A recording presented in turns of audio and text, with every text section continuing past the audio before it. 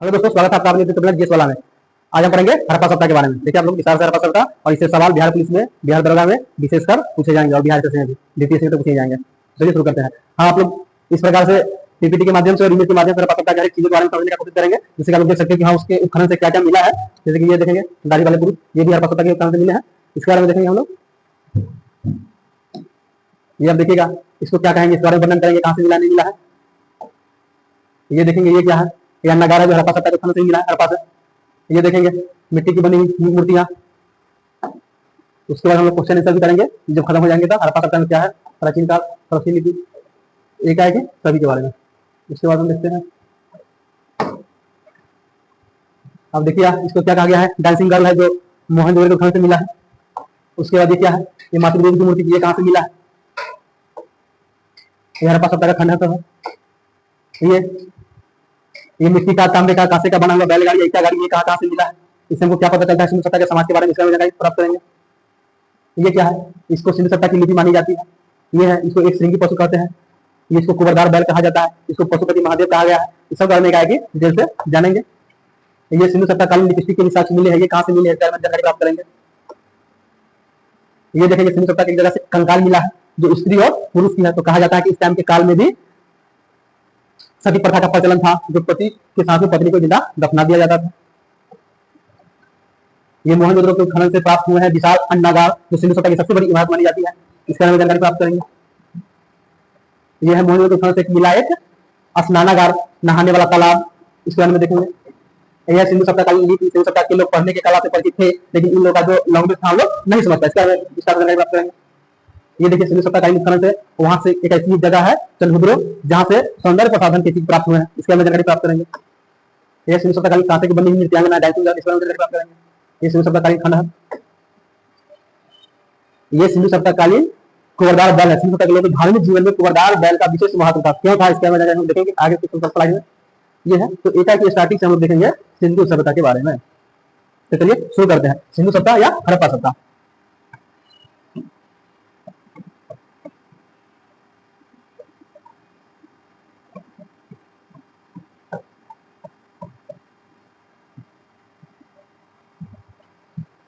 ये light disturb नहीं कर रहा है। हाँ तो दोस्तों हम देखेंगे सिंधु घाटी सभ्यता। तो हमने आपको इमेज के माध्यम से बताया कि सिंधु घाटी सभ्यता के अध्ययन हम जो करने जा रहे हैं, तो सिंधु घाटी सभ्यता एक ऐसी सभ्यता है जो धरती के अंदर दबी हुई थी। एक खंडहर के बारे में जानकारी प्राप्त करेंगे। आपको स्टार्टिंग में बताया था, हमारे पिछले दो वीडियो में बताया गया है इतिहास के बारे में, इतिहास किसको कहे जाएंगे, किसी कार्य को जानकारी प्राप्त करना है तो क्या क्या साधन है जानकारी प्राप्त करने के लिए। तो हमने बताया कि हमको किसी भी व्यक्ति, किसी भी मानव को जानकारी प्राप्त करने के लिए उनके सामाजिक, आर्थिक, राजनीतिक और धार्मिक जीवन के बारे में पता करना होता है। तो हम देखेंगे सिंधु सभ्यता कालीन लोगों के सामाजिक जीवन, आर्थिक जीवन, धार्मिक जीवन और राजनीतिक जीवन, क्या इन लोगों का समाज कैसा था उस खंडहर से। अब देखिए सिंधु सभ्यता के लोग तो पढ़े लिखे थे, लेकिन उन लोगों का लिपि हम लोगों ने देखा इस प्रकार का लिपि था जो लोग नहीं पढ़ पाए। जैसे कि हम लिपि लोगों का देखिएगा,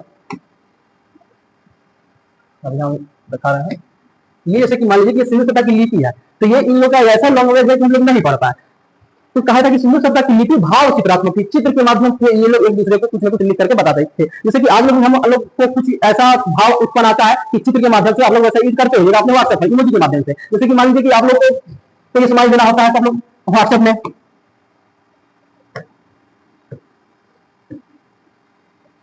इस प्रकार का इमोजी देकर भेजते हैं। कोई लोग अंगूठा का थंब लगा देते हैं, कोई लोग सैड हो जाते हैं, एकदम बिल्कुल ऐसे मुंह लटका लेते हैं कि नहीं मैं आज बहुत सैड हूं। तो इस प्रकार का इमोजी जिसको भेजते हैं वो समझ पाता है। उसी टाइप का सिंधु सभ्यता कालीन इस प्रकार के लिपि प्राप्त हुए हैं जो सिंधु सभ्यता का लिपि माना जाता है, इस चित्र के माध्यम से था। और इसके आगे देखा जाए तो सिंधु सभ्यता का ये एक लिपि देखिए, ये लिपि हम लोग इसको समझ पाए हैं सिंधु सभ्यता की लिपि को।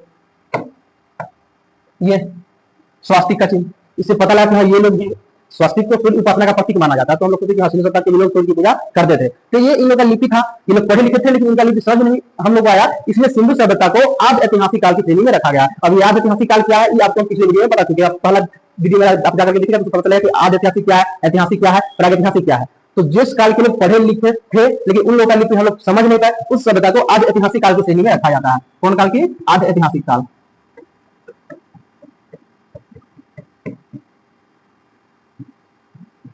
आज ऐतिहासिक काल। और इसी में हमारा आ जाता है कौन सा सभ्यता? सिंधु सभ्यता।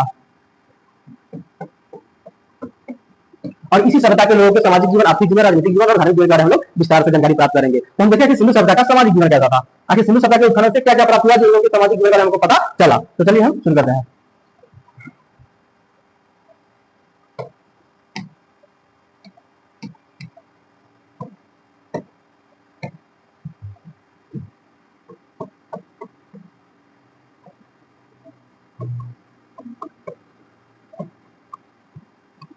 तो हम देखते हैं कि सिंधु सभ्यता के बारे में हमको विस्तृत जानकारी पुरातात्विक स्रोतों से मिलती है। पुरातात्विक स्रोत उसे कहा जाता है जो पृथ्वी की खुदाई से जो चीजें प्राप्त होती है, और जो भी चीजें खुदाई से प्राप्त होता है उसके बारे में हम लोग विस्तार से जानकारी पुरातात्विक सर्वेक्षण विभाग के माध्यम से करते हैं। तो सिंधु सभ्यता के हमको विस्तृत जानकारी पुरातात्विक स्रोतों से प्राप्त होती है। सिंधु सभ्यता काल को आज ऐतिहासिक काल की श्रेणी में रखा गया है, क्योंकि इस काल के लोग लिखने की कला से तो परिचित थे, लेकिन उन लोग के लिपि को हम लोग पढ़ नहीं पाए। सिंधु सभ्यता काल की लिपि कैसी थी? तो सिंधु सभ्यता काल की लिपि भाव चित्रात्मक थी। भाव चित्रात्मक का मतलब होता है कि भाव के माध्यम से वो लोग एक दूसरे को कुछ कहते हैं। जैसे कि एग्जांपल हम देखिए कि मान लीजिए कि आप किसी एक स्टूडेंट से पूछे कि बच्चे आज कल तुम क्या कर रहे हैं, तो बच्चा आप लोगों को एक इमोजी बना करके बताया कि सर आज हम ये कर रहे हैं। तो वो इमोजी किस टाइप है? मान लीजिए कि वो बच्चा आपको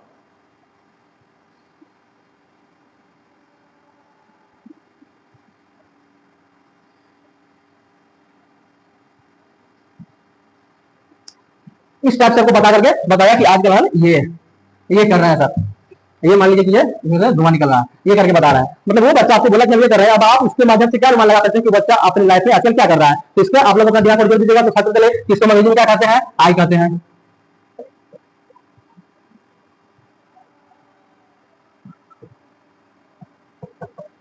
आई कहते हैं। इसको क्या है? तो यह टी, टी मतलब होता है चाय। तो ये बच्चा को अगर हम ऐसे आए तो ये आई टी और आई कर रहा है ना। ये बच्चा बोल रहा है कि सर आज हम ITI कर रहे थे। मतलब समझिए कि इस टाइप का लिपि था हमारे सिंधु सभ्यता का। तो हम देखें कि सिंधु सभ्यता को काल की श्रेणी में रखा गया, आदि ऐतिहासिक काल की श्रेणी में।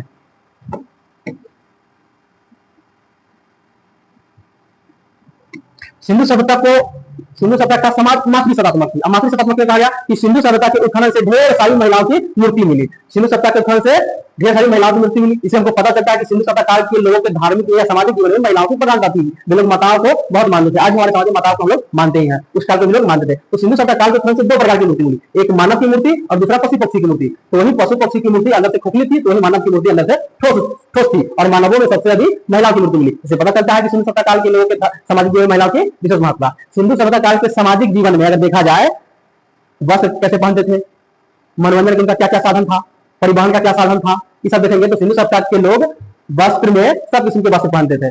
ऊनी कपास की खेती स्टार्टिंग सिंधु सभ्यता काल के लोगों ने किया। आगे चल के यूनानियों ने सिंधु प्रदेश को सिंधन के नाम से कहा, कपास का प्रदेश। तो अगर सवाल आपको आए कि कपास की खेती किस काल से प्रारंभ हुई, तो सिंधु सभ्यता काल से।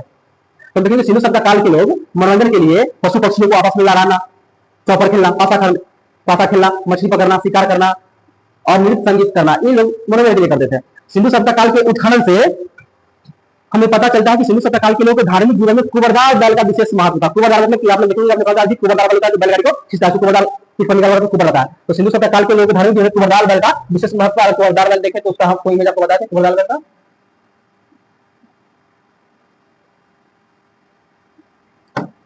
ये देख सकते हैं कुबरदार। तो सिंधु सभ्यता लोगों के धार्मिक जीवन में कुबरदार बैल का विशेष महत्व था। उसी प्रकार देखा जाए कि सिंधु सभ्यता काल के लोगों के धार्मिक जीवन में वृक्षों में तो पीपल की वृक्ष का विशेष महत्व था। उसके बाद आगे हम लोग देखेंगे, हम एक एक सुन लेते हैं, इसके बाद एक एक चीज बोर्ड पर लिख करके आपको बताएंगे। तो शुरू करते हैं। सिंधु सभ्यता के बारे में हमको दूसरी जानकारी प्रतापित रूप से मिलती है। सिंधु सभ्यता के बारे में सर बताओ 1826 में चार्ल्स न्यूटन ने बताया था कि सिंधु सभ्यता का कोई ऐसा सभ्यता, सिंधु सभ्यता के टीले का बताया था यहाँ कोई बहुत बड़ी सभ्यता छुपी है। कब? 1826 में चार्ल्स न्यूटन ने बताया था। सिंधु सभ्यता काल के उत्खनन में सबसे पहले 1921 में हड़प्पा नामक जगह पर खुदाई हुआ था। यहाँ से एक एक स्थल खुदाई से हमको प्राप्त होते गए, उसका हम लोगों ने विस्तार से अध्ययन किया। तो क्या है सिंधु सभ्यता काल, हम देखें कि सिंधु सभ्यता काल में लोग जो घर का निर्माण करते थे वह पक्की हुई ईंटों से करते थे। सिंधु सभ्यता काल में लोग घर का निर्माण पक्की हुई ईंटों से करते थे, और दीवार के निर्माण में पक्की ईंटों का कच्ची ईंटों का प्रयोग करते थे, और उसको मजबूत स्वरूप देने के लिए बाहर से पक्की हुई ईंटों का सहारा दिया था। वही देखें कि सिंधु सभ्यता काल में पक्की हुई मिट्टी को क्या कहा जाता था? तो टेराकोटा कहा जाता था। सिंधु सभ्यता काल में पक्की मिट्टी को क्या कहा जाता था? टेराकोटा कहा जाता था। देखिए सिंधु सभ्यता के लोगों का व्यापारिक जीवन जो था, मतलब आर्थिक जीवन, व्यापार बड़ा भारी था। कृषि तो करते ही थे, साथ साथ व्यापार करते थे। सिंधु सभ्यता का व्यापार मिस्र, मध्य एशिया, मेसोपोटामिया जैसे देशों के साथ में था। सिंधु सभ्यता काल में एक जगह मिला है जहाँ पे बंदरगाह के साथ मिले हैं, लोथल एक जगह है जहाँ से गोदी के साथ, जिसको गोदी या बंदरगाह या पत्थर कहा जा सकता है, जो पक्की हुई ईंटों के सहायता से बनाया गया था। इसका नाम जगह मिला है। उसका देखिए सिंधु सभ्यता का व्यापारिक संबंध था वस्तु विनिमय प्रणाली पर आधारित था, यानी वस्तु देकर के एक वस्तु लेना। जैसे कि आज हम लोग वस्तु विनिमय की प्रणाली, अगर आप लोग ऐसा देखे होंगे पीछे में, तो आपके गांव में आए होंगे जहां पर आपको तरबूज खाना है, तो आपको तरबूज खाइए और उसके बाद आप गेहूं दे दीजिए या कोई वस्तु दे दीजिए, तो वो तरबूज मक्का दे दीजिए, कुछ दे दीजिए। आज पैसा है, उसमें पैसा नहीं था, तो वस्तु विनिमय के आधार पर उन लोगों का व्यापारिक संबंध प्रचलन में देखा गया था। उसके बाद अगर हम देखें कि सिंधु सभ्यता काल के लोग चित्रकारी में, जो मिट्टी के बर्तन होता है, चित्रकारी में काले रंग के प्रयोग करते थे और ऊपर से चित्रकारी के तौर पर लाल रंग के रंगों से रंग दिया जाता था। इसके बाद हम देखें कि सिंधु सभ्यता काल के उत्खनन से हम देखें कि दो प्रकार की मूर्ति प्राप्त हुई है। मानव की मूर्ति वही पशु पक्षी की मूर्ति, पशु पक्षी की मूर्ति अंदर से खोखली थी और मानव की मूर्ति अंदर से ठोस थी। मानवों में सबसे अधिक महिलाओं की मूर्ति प्राप्त हुई। इसे पता चला कि इनका समाज मातृ प्रधान था, मातृ सतत था। सिंधु सभ्यता के उत्खनन से गाय के कोई साक्ष्य प्राप्त नहीं हुए हैं। सिंधु सभ्यता के लोग दाल से तलवार से परिचित नहीं थे। सिंधु सभ्यता काल के उत्खनन से ऊंट के साक्ष्य प्राप्त नहीं हुए हैं। वहीं पर दिखाया कि हाथी के साक्ष्य मिले हैं, जो ऊंट के साक्ष्य प्राप्त नहीं हुए हैं। सिंधु सभ्यता काल के लोग के धार्मिक जीवन व्यापारी या सामाजिक जीवन में देखा जाए तो घोड़ा जैसे जानवर की महत्ता से लोग परिचित नहीं थे। हालांकि एक जगह ऐसा है सुनते जहां पे घोड़े के साक्ष्य प्राप्त हुए हैं, मिले हैं, लेकिन घोड़ा जैसा जानवर इतना महान है, कितना कार्य लिया जा सकता है, ये लोग परिचित नहीं थे। जैसे कहने का मतलब है कि ये लोग यातायात के लिए बैलगाड़ी भैंसा गाड़ी का प्रयोग करते थे, लेकिन वही घोड़ा गाड़ी का प्रयोग नहीं करते थे। इससे हमको पता चलता है कि सिंधु सभ्यता के लोग घोड़ा जैसे महान जानवर के कौशल से परिचित नहीं थे। उसका सिंधु सभ्यता काल के सामाजिक जीवन में अगर देखा जाए तो लोग मिठास के लिए क्या चीज का प्रयोग करते थे, मिठास के लिए शहद का प्रयोग करते थे, क्योंकि उस टाइम चीनी वगैरह नहीं था, तो लोग मिठास के लिए शहद का प्रयोग करते थे। वही देखा जाए कि सिंधु सभ्यता के लोग धार्मिक जीवन में भगवान का देखा जाए तो सिंधु सभ्यता काल के उत्खनन से मूर्ति तो प्राप्त हुई है, लेकिन सिंधु सभ्यता काल के उत्खनन से कोई मंदिर के साथ प्राप्त नहीं हुआ है। तो देखिए कि सिंधु सभ्यता के लोग पूजा कैसे करते थे, तो सिंधु सभ्यता काल के लोग प्रकृति पूजक थे, प्रकृति की पूजा करते थे। जैसे कि देखा जाए कि सिंधु सभ्यता के लोग नाग, नदी, सूर्य एवं अग्नि की पूजा करते थे। सिंधु सभ्यता काल के लोग वृक्ष में पीपल के वृक्ष को विशेष महत्व मानते थे। जैसे आपने देखी कि सूर्य की पूजा उस टाइम होती थी और आज भी होते हैं।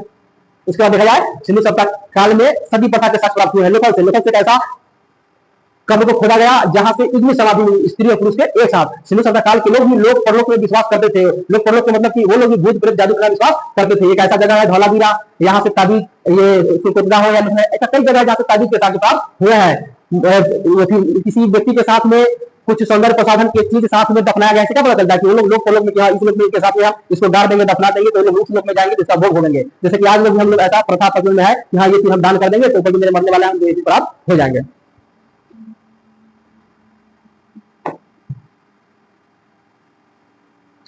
उस प्रकार देखिए सिंधु सभ्यता काल में मोहर का निर्माण होता था। मोहर वे लोग वस्तु दुनिया करते थे तो वस्तु को गांठी के तौर पर बांध देते थे और बांध करके गीली मिट्टी से गठरी के जहां पर बंधाया बांध करके जो गांठ बना उस गांठ पर गीला करके कुछ मिट्टी वहां रख दिया गया और उस मिट्टी को गीले अवस्था में मोहर से मार दिया जाता था। इससे क्या होगा कि अभी से गांठ से कोई छेड़छाड़ नहीं करेगा। अगर छेड़छाड़ करेगा तो मोहर बिखर जाएगा, टूट जाएगा, तो अगला को पता चल जाएगा कि हाँ इस गठरी से छेड़छाड़ किया गया है। अगर मोहर सही सलामत वहां तक पहुंच गया गंतव्य स्थान तक तो इसे अगला संतुष्ट रहता था कि हमारा सामान अंदर बिल्कुल सेफ है। तो सिंधु सभ्यता काल में मोहर का निर्माण होता था। तो मोहर का निर्माण का आकार पूछा था कि सिंधु सभ्यता काल के मोहर का निर्माण में आकार कैसा था, तो सिंधु सभ्यता काल की मोहर आयताकार, वृत्ताकार, बेलनाकार एवं आयताकार, वृत्ताकार, बेलनाकार, त्रिभुजाकार नहीं थे। सिंधु सभ्यता का आकार त्रिभुजाकार था। अगर पूछा जाए कि सिंधु सभ्यता का आकार कैसा था तो त्रिभुजाकार था। अगर सिंधु सभ्यता की चौहद्दी देखा जाए तो हम देखेंगे कि भारत का मैप बना ले।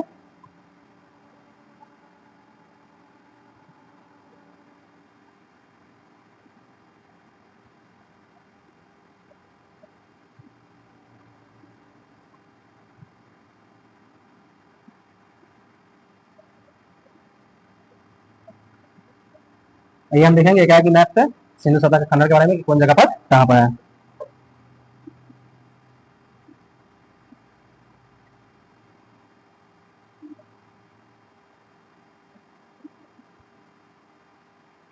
इधर आप देख सकते हैं कि ये इधर आपका पाकिस्तान है।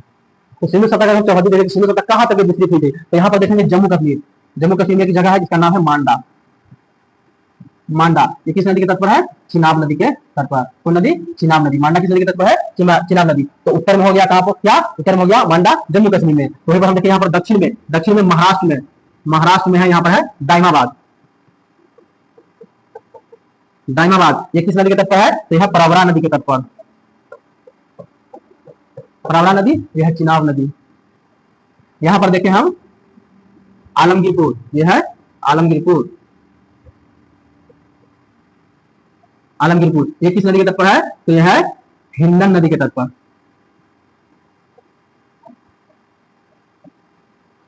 वहीं पर यहाँ पर देखिए यह है पाकिस्तान के बलूचिस्तान में, पाकिस्तान के बलूचिस्तान में है सुत्ता गेंडोर।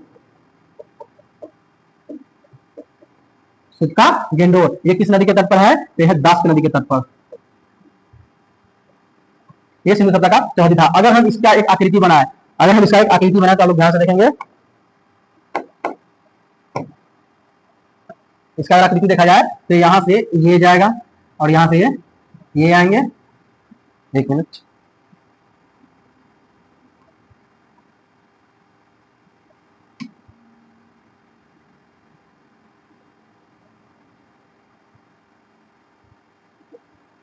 और इस आकार को बोला गया कि यह त्रिभुज के आकार का है। अगर इसको हम थोड़ा सा ऐसे कर दें तो इसको बताया गया कि यह त्रिभुजाकार आकार की है। तो वैसे बताया गया कि सिंधु सभ्यता का जो आकृति थी वो किस आकृति की थी, तो सिंधु सभ्यता एक त्रिभुजाकार आकृति थी।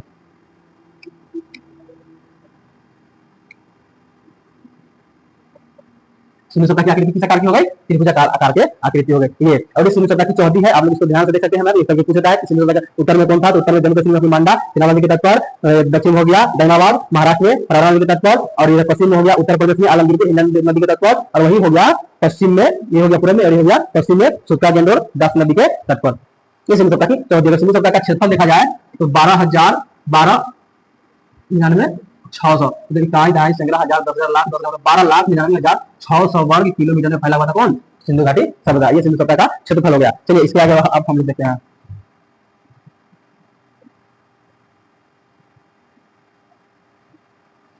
तो हमने देखा सिंधु सभ्यता के विषय में स्टार्टिंग का जो लेक्चर था वो पूरा सिंधु सभ्यता का समाज का था। अब आगे हम देखेंगे सिंधु सभ्यता के कुछ ऐसा स्थल है जहां से कुछ चीज खुदाई निकला था। एक एक स्थल के देखेंगे तो वो स्थल कौन कौन था, स्टार्टिंग देख ले वो कौन कौन स्थल के बारे में पढ़ेंगे। वैसे तो सिंधु सभ्यता के लगभग 1500 प्लस स्थल खुदाई से मिलेगा, लगभग 1500 प्लस। अब 1500 प्लस स्थल तो नहीं याद कर पढ़ सकते हैं, तो हम लोग देखेंगे कि इंपोर्टेंट कुछ स्थल है तो हमारे बारे में जानकारी प्राप्त करेंगे। जैसे कि पहला स्थल आपका हो जाएगा हड़प्पा, हड़प्पा काल में देखेंगे। दूसरा हो जाएगा मोहनजोदड़ो,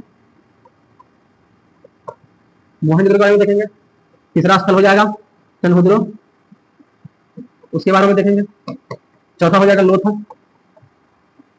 उसके बारे में देखेंगे। पांचवा हो जाएगा रंगपुर, उसके बारे में देखेंगे।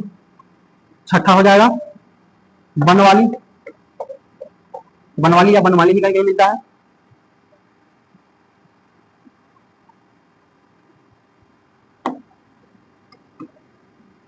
सतवा में सुरपुत्रा,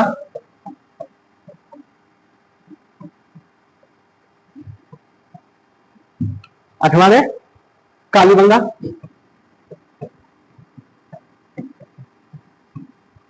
और आगे देखेंगे धौलावीरा, और कोई स्थल रोपर, रोपर के बारे में देखेंगे। और कोई स्थल, ये इंपॉर्टेंट स्थल है, इतना तो देखेंगे ही देखेंगे। देखेंगे इसके अलावा अगर कोई ऐसा स्थल है उसके बारे में देखेंगे तो भाई इतना तो मछली पढ़ना ही पढ़ना है हम लोगों को। तो हम लोग फिलहाल क्या देखेंगे, हड़प्पा देखेंगे। तो चलिए शुरू करते हैं हड़प्पा काल में एक आएगी।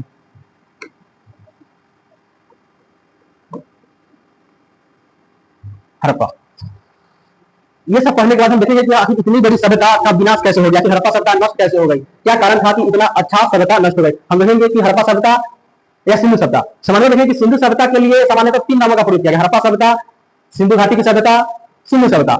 सिंधु घाटी सभ्यता को हड़प्पा सभ्यता कहना अधिक उचित माना गया क्योंकि हड़प्पा सभ्यता पर सर्वप्रथम 1921 में खुदाई हुई थी। इससे पहले खुदाई नहीं हुई थी, और हड़प्पा नाम 1921 में जो खुदाई हुई तो लोगों को पहले पता था कि हड़प्पा सभ्यता जो है वो सिंधु नदी का बसा हुआ है, इसको सिंधु घाटी सभ्यता कहा गया। लेकिन धीरे धीरे खुदाई जब हुआ तब देख रहे हैं कि हाँ यहाँ पर मंडा निकल रहा है, प्रला नदी के तट पर चिनाब नदी निकल रहा है, दास नदी निकल रहा है, हिंद नदी निकल रहा है, सतलज निकलेंगे और कौन सी नदी निकलेंगे। तो इसको सिंधु सभ्यता के नाम से रखना अच्छा बात नहीं होगा क्योंकि केवल एक सिंधु नदी नहीं है। तो लोगों ने कहा कि नाम क्या रखा जाए, तो कहा कि जिस जगह पर पहली बार खुदाई हुआ उसी का नाम रख देंगे। तो पहली बार खुदाई हुआ था हड़प्पा नामक जगह पर 1921 में, इसलिए इसका नाम रख दिया गया कौन सा होता, हड़प्पा सभ्यता।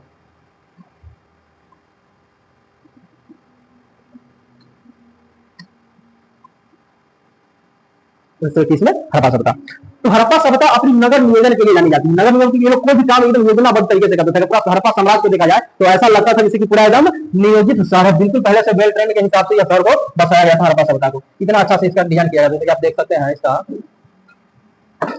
ये देखेंगे तो लगेगा कि हाँ कोई इंजीनियर आ करके और एक एक चीज को बारीकी से ध्यान में रखते हुए इस सभ्यता का विकास किया गया है। जैसे कि इसका सड़क देखेंगे एक दूसरे 90 डिग्री पर काटेंगे फिर सभ्यता की तरफ, नालियां सड़क के किनारे होंगी तो बिल्कुल स्वच्छ नालियां होगी, कोई जाम लगने की क्षमता नहीं है। आज देखेंगे कि हमारे बड़े बड़े मुंबई तक के शहर में बरसात होती है तो नाला जाम हो जाता है, लेकिन उस टाइम में इन लोगों का नगर निगम विशेष प्रकार के नाली व्यवस्था बहुत अच्छा तरीका था कि पानी बिल्कुल नहीं जाम होता था, और नाली साफ सफाई बनाने के बाद भी ऊपर से ढक करके रखा जाता था। आज के टाइम में देखेंगे बहुत सारे नाली खुले हैं, जाम हो पड़े हैं। आज लोग बुरा को साफ रखते हैं लेकिन सड़क पर पूरा कचरा को फैला देंगे। इन लोगों का सड़क बिल्कुल एकदम साफ तरीके के थे।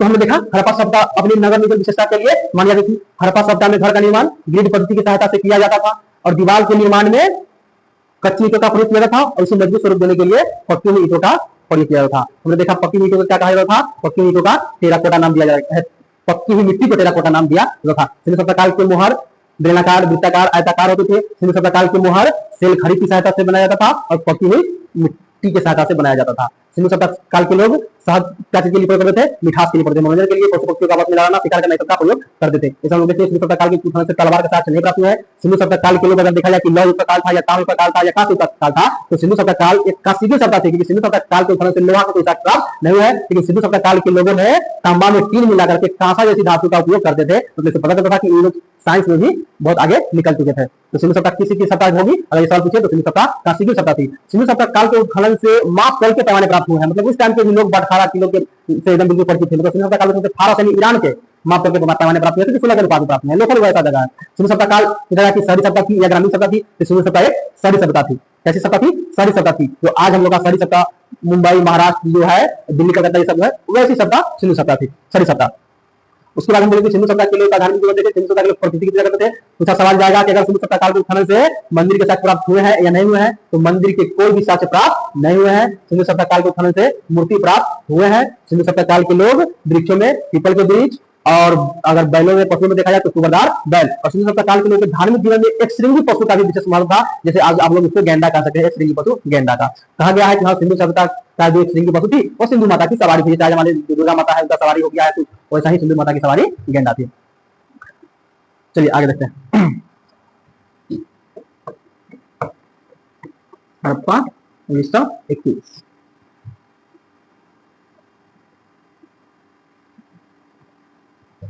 तो हड़प्पा सभ्यता के बारे में हमको 100% जानकारी चार्ल्स मेंसन ने 1826 में बताया था। चार्ल्स मेंसन 1826 ने बताया कि हाँ, यहाँ पर कोई टीला है, लेकिन कोई विशेष ध्यान नहीं दिया गया। और उसके बाद 1921 में दयाराम साहनी के निर्देशन में सर जॉन मार्सन के निर्देशन में दयाराम साहनी ने करवाया था। दयाराम साहनी ने 1921 में गया था किसकी खुदाई, हड़प्पा की। अगर देखा जाए हड़प्पा वर्तमान समय में कहाँ स्थित है, तो हड़प्पा वर्तमान समय में पाकिस्तान के पंजाब प्रांत में स्थित है। कहां पर, पाकिस्तान के पंजाब प्रांत में। वर्तमान स्थिति हड़प्पा की कहां हो गई, वर्तमान स्थिति पाकिस्तान के पंजाब प्रांत, पाकिस्तान के पंजाब प्रांत में। अगर नदी पूछ लिया जाए किस नदी के तट पर, तो रावी नदी के तट पर स्थित है। इसके उठनकर्ता तो होगा है दयाराम साहनी। ठीक है, बताते हैं हड़प्पा, हड़प्पा यानी पप्पा, पप्पा पप्पा ही यहाँ पर दया कर सकते हैं, बाकी दुनिया में कोई यहाँ पर दया करने वाला नहीं है। तो हड़प्पा दयाराम साहनी। आगे हम देखेंगे कि हड़प्पा के उत्खनन से क्या क्या चीजें प्राप्त हुई, वो हम देखेंगे।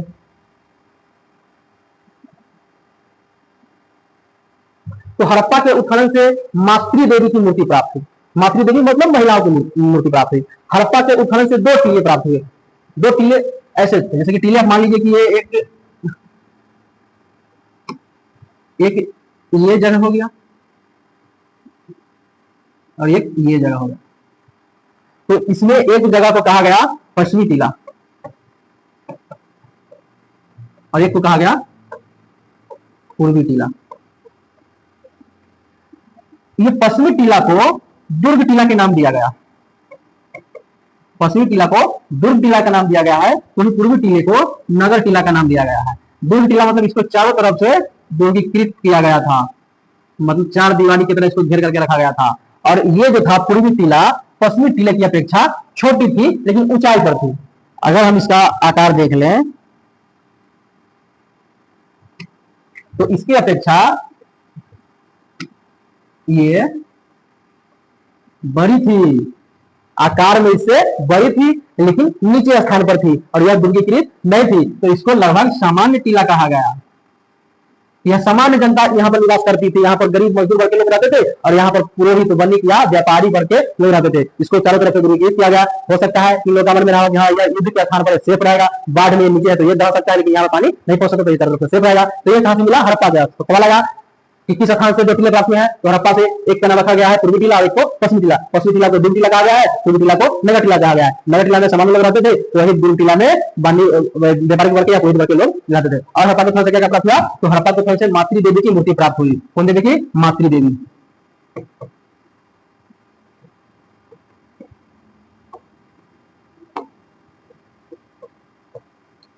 मातृ देवी की मूर्ति हड़प्पा से प्राप्त हुई। याद रखिए, हड़प्पा यानी पापा, पापा मतलब मम्मी, मम्मी कहा मातृ देवी हड़प्पा। उसका हड़प्पा से कब्रिस्तान प्राप्त हुआ। हड़प्पा से क्या प्राप्त हुआ? कब्रिस्तान। जिस कब्रिस्तान का नाम रखा गया है बताते हैं क्या प्राप्त हुआ।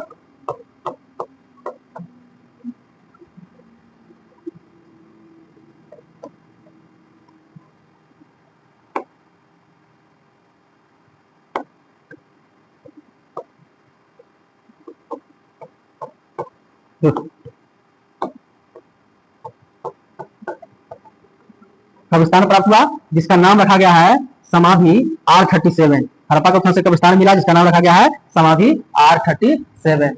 हड़प्पा को कौन से क्या प्राप्त हुआ? एक कब्रिस्तान प्राप्त हुआ जिसका नाम रखा गया है समाधि R37। क्या नाम रखा गया है? समाधि R37। हड़प्पा को कौन से कब्रिस्तान मिला जिसका नाम रखा गया है समाधि R37। कहां से मिला? ये हड़प्पा से मिला। और हड़प्पा में सामान्य आवास के दक्षिण में कुम्हार के 14 भट्टों के अवशेष प्राप्त हुए हैं। तो देखेंगे पूछा कि कुम्हार के भट्टों के अवशेष कहां से प्राप्त हुए हैं? तो हड़प्पा से। कितना? तो 14। हड़प्पा को कौन से क्या प्राप्त हुए? कुम्हार के 14 भट्टों के अवशेष। हड़प्पा को कौन से क्या प्राप्त हुए? कुम्हार के 14 भट्टों के अवशेष। कुम्हार के भट्ठा, अभी कितना? 14 भट्ठा, 14 भट्ठा के अवशेष। और क्या प्राप्त हुए? तो मजदूर के आवास, मजदूर के आवास। और हड़प्पा से क्या प्राप्त हुए? और हड़प्पा से क्या प्राप्त हुए? देखा जाए तो इस पॉइंट में आप इसको लिख सकते हैं।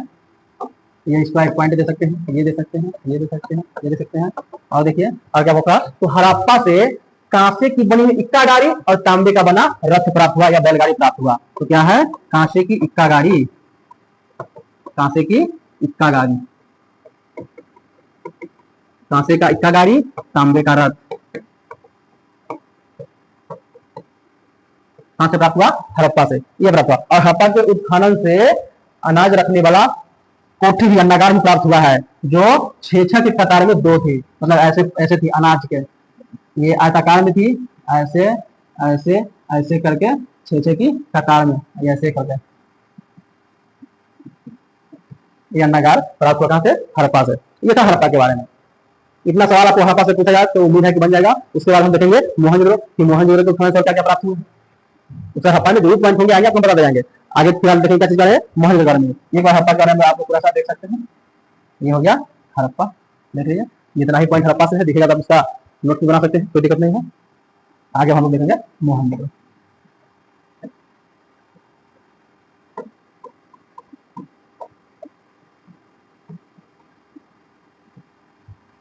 देखिए एक हम लोग पढ़ रहे हैं एक ऐसा चीज जो खंडहर है, अंदर से खुदाई में निकला है, और खुदाई से हम लोग अनुमान लगाते हैं कि वो लोग क्या क्या खाते थे, क्या पहनते थे, क्या करते थे।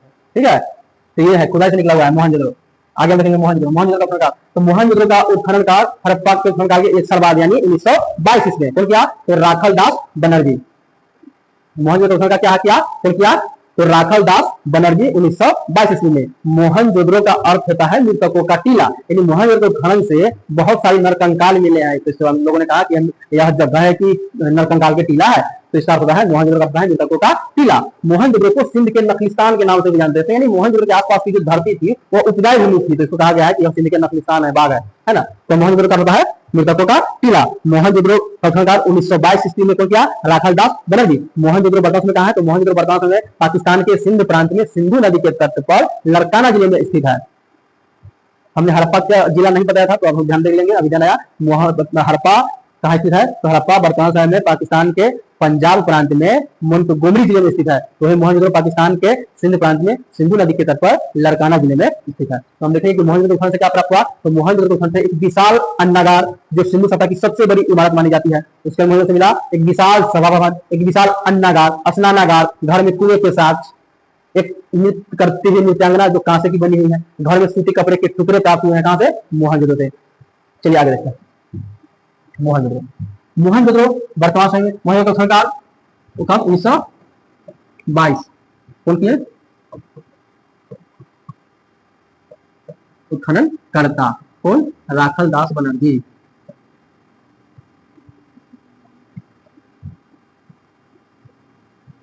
राखल दास बनर्जी। मोहनजोदड़ो वर्तमान में है कहां? वर्तमान स्थिति यह है पाकिस्तान के सिंध प्रांत में, कहा सिंधु नदी के तट पर, सिंध प्रांत में नदी को मिल जाएगा सिंधु नदी के तट पर। कौन जिला? लड़काना जिला। जिला के साइड में लिख देते हैं।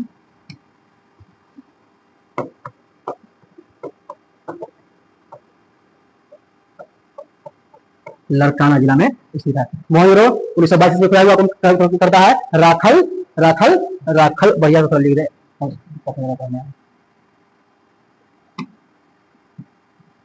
राखल दास बनर्जी। कहां से बता दे पाकिस्तान के सिंध प्रांत में सिंधु नदी के तट पर स्थित है। जिला को हो जाएगा लड़काना। यहाँ की खुदाई से क्या क्या प्राप्त हुआ? तो मोहनजोदड़ो को सिंध के नखलिस्तान के नाम से भी जानते हैं। क्या? सिंध के नखलिस्तान। अगर लिख दे या आप लोग लिखने में सुन लीजिएगा। उम्मीद है कि इतिहास आप लोग सुन कर जरा याद कीजिए, लिखने में तो बहुत सारे अच्छे लग जाएंगे, तो हम लिख देते हैं। मोहनजोदड़ो का अर्थ होता है मृतकों का टीला। मोहनजोदड़ो का अर्थ होता है, मोहनजोदड़ो का अर्थ होता है, अर्थ क्या होता है? मृतकों का टीला।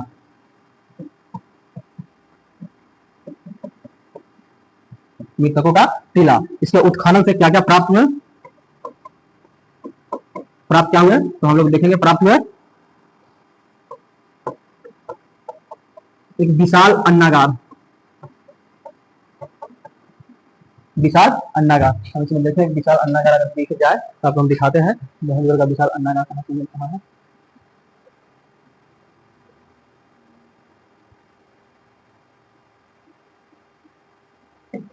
ये है विशाल अन्नागार। मोहनजोदड़ो का क्या है? विशाल अन्नागार।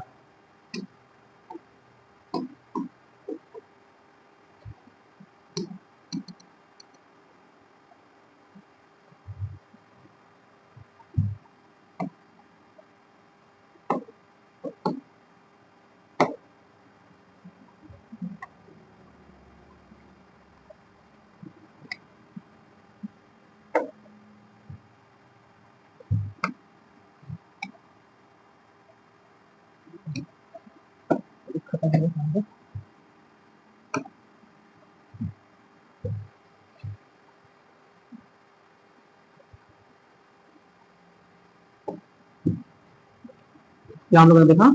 मोहनजोदड़ो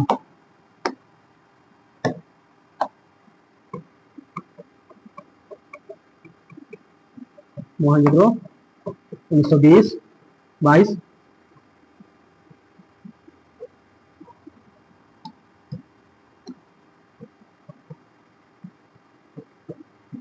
उत्खनन करता राखल दास बनर्जी। वर्तमान स्थिति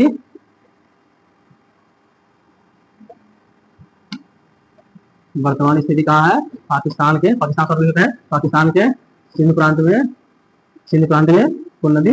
सिंधु नदी। पाकिस्तान के सिंध प्रांत में सिंधु नदी के तट पर। नदी नदी कौन है? सिंधु नदी के तट पर। जिला जिला कौन है? जिला देखा जाए तो जिला है लड़काना।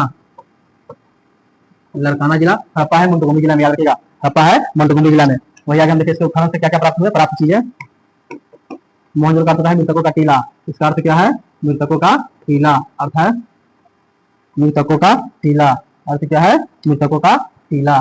मृतकों का टीला। आगे मोहनजोदड़ो के उत्खनन से क्या क्या चीज प्राप्त हुए ये देखेंगे। मोहनजोदड़ो के उत्खनन से क्या क्या चीज प्राप्त हुए वो हम चीज देखेंगे। प्राप्त चीज क्या हुआ मोहनजोदड़ो से? तो मोहनजोदड़ो से प्राप्त हुआ विशाल अन्नागार।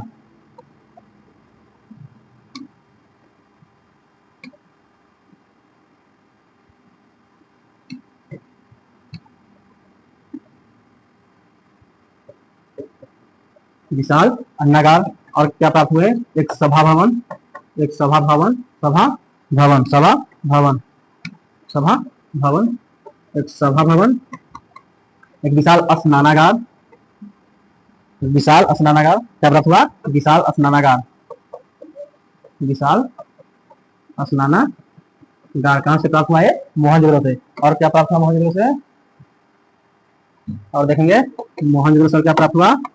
मोहनजोदड़ो से प्राप्त हुआ घर में कुएं के साक्ष्य। घर में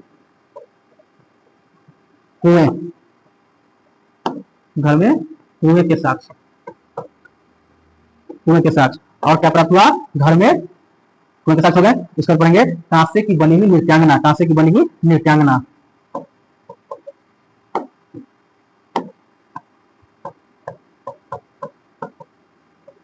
कांसे की नृत्यांगना, कांसे की नृत्यांगना, क्या प्राप्त हुआ, कांसे की नृत्यांगना। उसके बाद घर में सूती कपड़े के टुकड़े, घर में क्या, सूती कपड़े के टुकड़े, सूती कपड़े के टुकड़े प्राप्त हुए। और क्या प्राप्त हुए, मोहनजोदड़ो उत्खनन से इतना चीजें प्राप्त हुआ, मोहनजोदड़ो के उत्खनन से विशाल अन्नागार, एक प्राप्त हुआ है पशुपति शिव, पशुपति शिव, मतलब मोहनजोदड़ो के उत्खनन से एक चित्र मिला है, मोहर मिला है, और उस चित्र पर एक व्यक्ति है जो योग मुद्रा में बैठा हुआ है, और जिसके चारों तरफ एक बाघ, एक गेंडा, एक हाथी है ना, एक भैंसा, और आसन के नीचे 2 हिरण के चित्र बना हुआ है। तो लोगों ने कहा कि एक व्यक्ति है जिसके चारों तरफ पशु से घिरा हुआ है, तो यह पशुपति महादेव की संज्ञा इसको दिया गया है। ऐसा पूछेगा कि हाँ, लिंग पूजा का सबसे प्राचीनतम साक्ष्य तो सिंधु घाटी सभ्यता से प्राप्त हुआ है। तो आज हम लोग मोहनजोदड़ो और हड़प्पा में देखा है, इसके आगे फिर हम अगले वीडियो में देखेंगे, वीडियो ज्यादा लंबा हो जाएगा तो ठीक नहीं होगा, 45 मिनट से 1 घंटा तक ठीक रहेगा। तो ये हम देख लीजिए 2 चीज, अगर एक बार आप इसको देख सकते हैं तो देख लीजिए, मोहनजोदड़ो, ये हो गया मोहनजोदड़ो। और आगे हम देखेंगे हम मोहनजोदड़ो के उत्खनन से जो पशुपति शिव है, इनका कैसा आकार है ये आप लोग एक बार देख सकते हैं। तो ये देखिए मोहनजोदड़ो पशुपति शिव कैसे दिखते हैं। ये थी आपका कांसे की नृत्यांगना जो मोहनजोदड़ो से ही प्राप्त हुए हैं, ये है कांसे की नृत्यांगना। इस टाइम के लोग देखिए कितना फैशन में थे, यहाँ से लेकर के यहाँ तक चूड़ी है, और एक हाथ में बिल्कुल ही चूड़ी नहीं है। और देखिए पूछेगा कि हाँ, मोहनजोदड़ो में कांसे की नृत्यांगना बनी है, उसका एक हाथ, कौन सा हाथ नीचे है और कौन सा हाथ उनके कमर पर है। तो देखिए इनका जो दाहिना हाथ है वह कमर पे है, और बायां हाथ है सो नीचे की ओर है। उसके बाद आगे देखेंगे और क्या प्राप्त हुआ मोहनजोदड़ो से, मोहनजोदड़ो से ये विशाल स्नानागार, ये देखिए ये मोहनजोदड़ो से ये स्नानागार प्राप्त हुआ, ये स्नानागार है, यहाँ से यहाँ देखिए ये इमेज नंबर है विशाल। और उसी स्नानागार में किस ओर से सीढ़ियां उतरने के लिए थी, तो ये उत्तर से लेकर के इधर दक्षिण की ओर, 2 तरीके से उत्तर और दक्षिण की ओर से सीढ़ियां उतरने के लिए मोहनजोदड़ो में थी। और आगे देखिए मोहनजोदड़ो में क्या प्राप्त हुआ,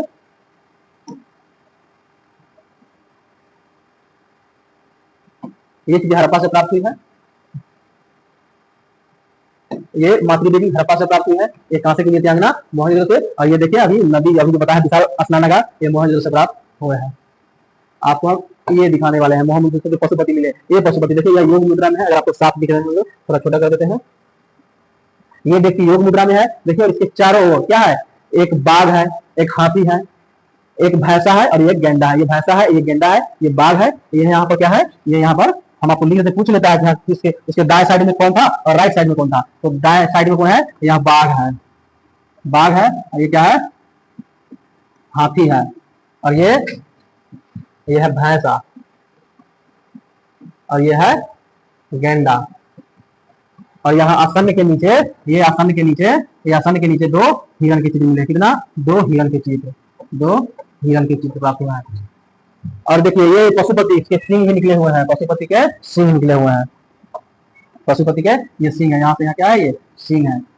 बसहा नहीं है इनके पास में, भैंसा है, गेंडा है, बाघ है, हाथी है। पूछेगा कि दाहिने तरफ कौन है और बाएं तरफ कौन है, तो दाहिने तरफ सबसे ताकतवर जानवर है दाहिने तरफ है, बाघ ताकतवर है, भैंस हाथी ताकतवर है दाहिने तरफ है, बाकी गेंडा और भैंसा बाएं तरफ है, ये हिरण है। और इसके बाद इसको कहा गया पशुपति शिव। इसके आगे अगर देखा जाए ये दाढ़ी वाले पुरुष, आपको बताना पड़ेगा ये दाढ़ी वाले पुरुष हड़प्पा से मिले, हड़प्पा से मिले है। देखिए दाढ़ी वाले पुरुष, उस टाइम के लोग भी अपना दाढ़ी कितना डिजाइन से रहते थे, देखिए कपड़ा पहनते डिजाइन का कपड़ा, एकदम बिल्कुल कपड़ा का डिजाइन का है, कपड़ा डिजाइन का है, दाढ़ी, ये इनका दाढ़ी डिजाइन से यहाँ से देखिए दाढ़ी बनाया गया है, लेकिन वो बिल्कुल छिपा के रखे हुए हैं। उस टाइम के लोग जितना फैशन में, आगे देखेंगे ये हड़प्पा से मिला, आपको बताते 6 के कतार में मिला है अन्नागार, ये हड़प्पा के 6 के कतार, देखिए 1 2 3 4 5 6 इधर और 6 इधर, क्या मिला अन्नागार, ये हड़प्पा से। और मोहनजोदड़ो से विशाल मिला है, मोहनजोदड़ो से विशाल, ये हड़प्पा, ये पूरा सिंधु सभ्यता की हर एक जगह से मिला है मातृ देवी, तो ये मतलब समाज की महिला की प्रधानता थी, इसलिए हर जगह से मिला है। आगे हमें देखें मोहनजोदड़ो से विशाल अन्नागार मिला है, ये है मोहनजोदड़ो से विशाल अन्नागार, ये बहुत बड़ा सिंधु सभ्यता की सबसे बड़ी इमारत मानी जाती है, कहां से मिला है, मोहनजोदड़ो से। तो चलिए आज के लिए हम इसी अन्नागार पर समाप्त करते हैं, इसके आगे अगले क्लास में। धन्यवाद।